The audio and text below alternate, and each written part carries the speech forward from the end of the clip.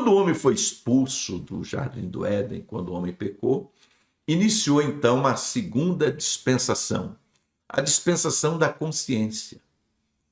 Nesse período, o homem passou então a viver com o livre-arbítrio que Deus lhe deu desde a criação, e a única coisa que ele deveria evitar era o mal.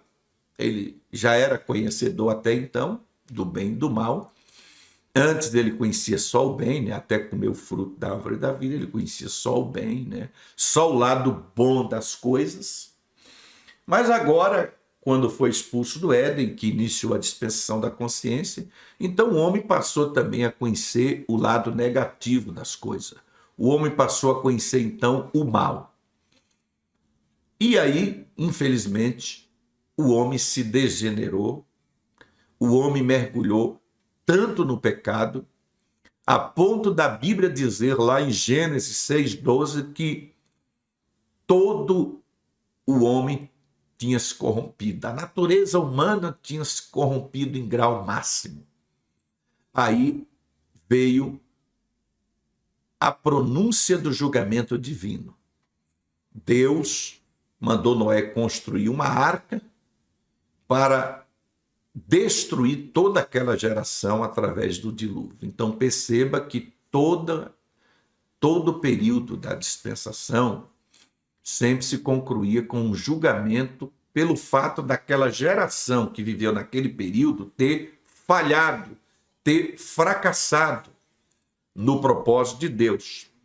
Por exemplo, Scofield mesmo, ele definiu dispensação, né, como um período de oportunidade que Deus concede ao homem para que ele cumpra a vontade de Deus, para que ele obedeça os propósitos de Deus.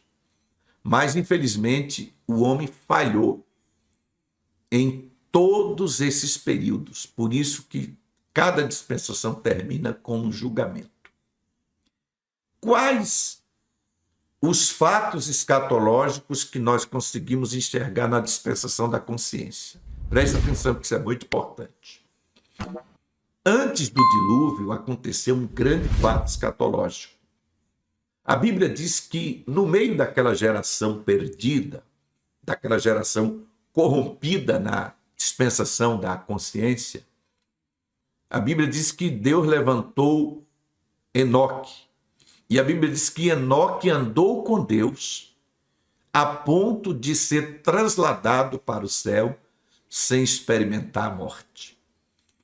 E a Bíblia ainda fala que Enoque foi o primeiro profeta, o primeiro homem a profetizar sobre a vinda do Senhor.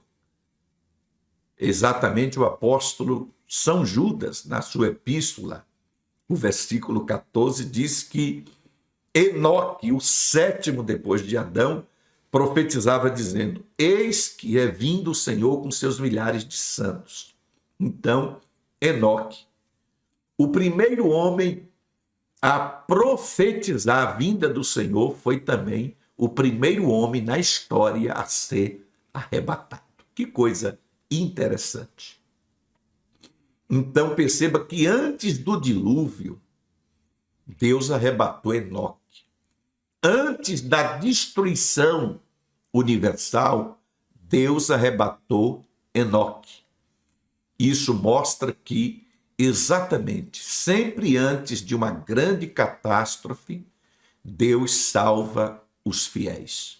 Deus preserva os piedosos, porque a Bíblia diz que ele sabe preservar os piedosos.